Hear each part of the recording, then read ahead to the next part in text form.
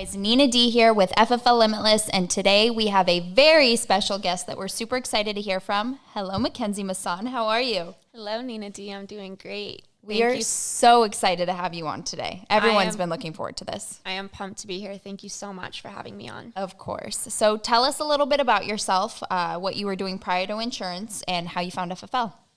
Absolutely. So prior to insurance, my background's actually in journalism and marketing. That's what I got my bachelor's in. And then when COVID hit, it was just kind of not very consistent for me. So I found insurance. I was with a practice company. And actually found out about FFL right before I joined that practice company, but it sounded like too good to be true. I was super reluctant. So finally made the switch over, though, this past summer, July. That is awesome. And you've been crushing it. So one of the things that we hear a lot, though, is this sounds way, way, way too good to be true, right? So what were some of the reasons that you thought that when you were initially looking at FFL? Yeah, so one of the big things for me that I just wasn't sure about was the leads. A lot of people were like, yeah, I mean, it's basically people raising their hand for insurance. And the practice company that I was with, our leads were very bait and switch, and it was all I knew. And I just thought that was kind of the way that the industry was. I was so new to it. So for me to kind of find out about that, I was like, so people can just request this and we just call them and it's that simple? Like, no, I don't know about that one.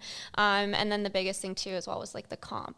To me, I didn't even know that you could be over 100% or that was a possibility. So that's hilarious. So again, I was in the same shoes as you. I was at like 30-40% comp. And when I had first heard about FFL, it actually took me a year to come over after hearing about FFL. Yeah. And one of the things that I was like sketched out about was the comp, because that like didn't exist. But it's funny that you bring up the whole bait and switch thing, because same thing here. It was like, we got these leads and it was like they're requesting a free hot dog and you have to go in and sell them a very expensive hamburger. So exactly, I feel you on that. So I mean, you started with us, you're in with us a couple months now. You've been crushing it. What's the most families you've protected in a month?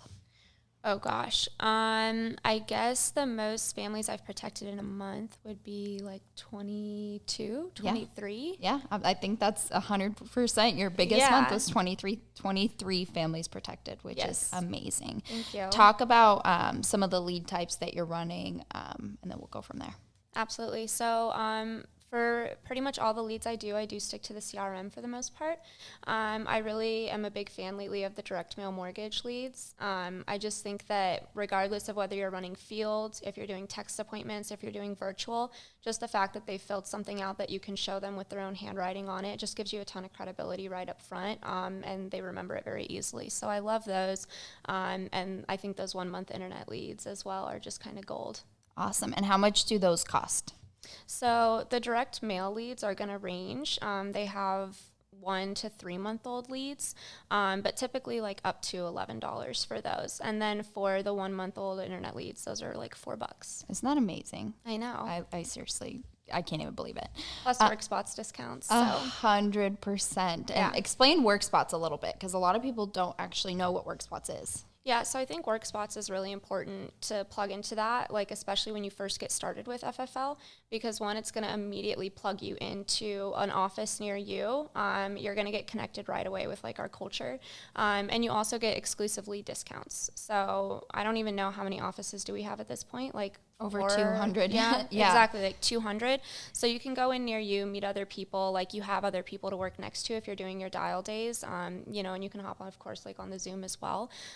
But yeah, those lead discounts are really insane. We just had 35% off. A couple weeks before that, it was like 48% off. Yeah, there's just one that just dropped like right before we got on, and it's another 30% off. So that's amazing. So one thing we were talking about before we even got on was like the culture of FFL and how it doesn't matter whose team you're on. We're all obviously on Sean Mike's team. We're all FFL. Everyone helps everyone. Talk about that a little bit, because you've connected with literally a lot of people in this company. Yeah. Well, I think that's honestly like one of the biggest keys is to connect with other people who are doing what you're trying to do or have already done what you're trying to do, right? So the thing about FFL is that we don't have this mentality of, if you're not in my up or down line, don't talk to me, you're not my responsibility. That's not the way that it is at all. I think at the end of the day, all of us are pretty much on the same page about one family, one goal. So you can reach out to pretty much anybody. I mean, I feel like when I came over, I was really nervous at first because I had kind of been burned by my practice company, debated whether or not I even wanted to stay in the industry. And I was just welcomed in with like open arms. Everybody that I reached out to in the beginning was so helpful. And so I think when you're treated that way, then as you start to kind of climb the ladder, you want to pay it forward. Absolutely. And that's another thing. It's like you, like Josh Williams, you stayed with him for like a week and you spent a week training with him and his team. And it's, he's not financially benefiting off of you, correct? Not at so all. like everyone's like that within FFL. Like everyone truly wants to help everyone. And I think that's what makes, honestly, the culture of this company just so amazing. So let's transition a little bit into like field, hybrid. What's your schedule like right now? Yeah. So far this year, as far as 2022 goes, I've been doing a lot of travel. Like I think it's officially March 1st. I've been on like 7 or 8 flights and 3 road trips. So I've been doing primarily virtual just because of that. But when I am home and I am more settled, I do a hybrid system. So typically Monday through Wednesday, I'm going to be doing over the phone, one call closes, like my telesales. Sometimes I'll supplement those with live transfers. And then that's when I'll do like my recruiting. I'll be adding people on LinkedIn, making connections and stuff like that. And then Thursday, I'll do like my traditional dial day and I'll just go crush it in the field all weekend. Which I love because, I mean, if you asked me 7, 8, 9 months ago, hey, does FFL have virtual or telesales? Excuse me. I would have told you, yes, like we have the option to, but no one really mastered it at that point. But now there's like so much training out there. I mean, there's people that have fully transitioned to virtual. And then there's people that are like, hey, you know, the field works for me, so I'm going to stick to that. But I think it's awesome that you do a little bit of both because, again, everything works a little bit. So as far as the telesales, can you kind of explain like the structure of that? Like what, obviously we know what leads you by, but do you use like a auto dialer, like phone burner? Yeah. What are like your times of dials and stuff like that? Yeah, so that's something that I've really done like a lot of actually testing with lately because virtual sales are, at least as far as FFL goes, is like you said, new to me. We were kind of testing the waters for it and now we've kind of just like fully dived into that. So I think as far as the system goes, the most important thing with telesales is you're going to have to really 2 times the amount of effort that you do for telesales as you do for field, right? That's just the way that it is. So you have to set the right expectations and realize that at the end of the day, it is kind of a numbers game. So you just have to set those numbers up in your favor, right? So you want to make sure that you have enough leads to support the volume that you're going to have to pursue to close whatever you want to close. And it depends. I mean, I think you definitely can use phone burner. It's going to help you get through those dials. I do recommend it. And it's nice that you can text them as well with the V phone from within there. But to me, it's like it really just falls on the consistency, whether you're using phone burner, whether you're using Google Voice, whatever it is, you just have to make sure you're pushing enough volume. It's just like being in the field. It's like if you, no doubt about it, if you have 30, 40 appointments a week, like right. It's a no-brainer that you're going to sell a policy at least, right? So it's just putting in the time. So you talked a little bit about texting. So at what point do you text a lead? So you buy your leads, you have them in phone burner. How many times have you dialed them and then get into that texting process? So to me, I actually break it down on the lead type. So if I'm working direct mail, that's actually my first point of contact. Depending on the type of direct mail lead you get, sometimes they've marked whether or not it's a cell phone or a home phone. If it's a cell phone, I just take a picture of it right there, send a picture of the card that they filled out, and then Daniel Kirby has a really awesome text script that he just released for everyone to use. And I'll just drop that text template in, and then it's kind of crazy actually. Like people will literally respond and be like, yeah, call me tonight at 6, or I'll be available tomorrow at 11. And it's so simple. That's so funny. You said that, how many appointments do you have today from texting leads yesterday? So I texted yesterday for probably like 4 or 5 hours, and today I set about 6 appointments. That's insane. And you're just simple. going to run those over the phone? Yeah, you just call them, go through the script. They already know why you're calling. You've already sent them a copy of the lead. They know what you request or what they requested. They know what you're calling about. So it's straightforward. And I feel like at that point, it's like if they're texting you back and, you know, willing to set that appointment, they're definitely interested. Yeah, absolutely. That is awesome. I love that.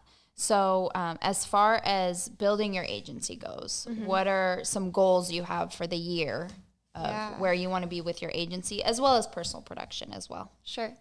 Yeah, so personal production, I don't know. It really depends. I mean, I think when I first came into the year, I was like, yeah, I really want to hit Hall of Fame. Like, to me, that was such a priority. And then it's crazy because I've had so many agents that have joined my team. And to be honest, that kind of like shifted my priorities. And I realized that I actually get more excited about like helping other people win than I do closing myself, if that kind of makes sense. So now I'm really focused on like pouring into my team and where we're at now and growing and expanding that. And also like really trying to find people who want to be leaders and people who are motivated and have goals and they genuinely enjoy helping other people. So I love that. So 100% you want to build this business as big as possible, right? Absolutely. What's one of your like main recruiting strategies? I know you use a lot of LinkedIn. You talked about that earlier. Yeah. Would you say that's your main? Yeah, I would say LinkedIn and Instagram are definitely my main. Okay. For LinkedIn, it's just easy for me to connect with other people where I already know what they're doing. And especially like if we come from other practice companies, we've all kind of been in the same boat, like you were saying. So it's easy to approach them on that level. And I've had like firsthand experience of what they're going through now. And then Instagram, I think, you know, mimicking a lot of what you do, honestly, Nina, just constantly posting to your story, letting people know what you do is key. It's just how you get the message out there about the culture and what we have, and that will naturally attract people to you.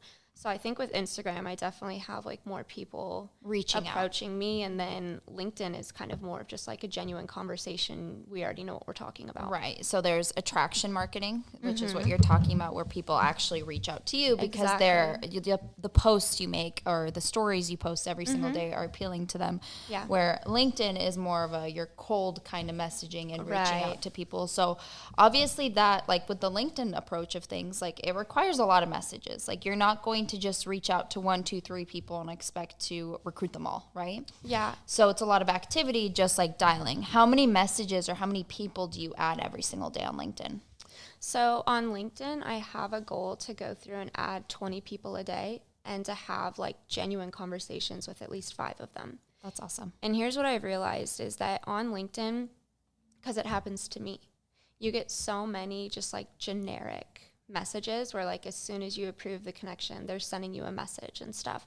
And I think that depending on the volume that you're going for to recruit, that does simplify things. But I can't tell you how many people that I've had on LinkedIn that said, thank you so much for like genuinely reaching out, because sometimes when I get those generic messages, I literally just delete it and I don't even read through it. I had one guy specifically who he's known about FFL for like a year.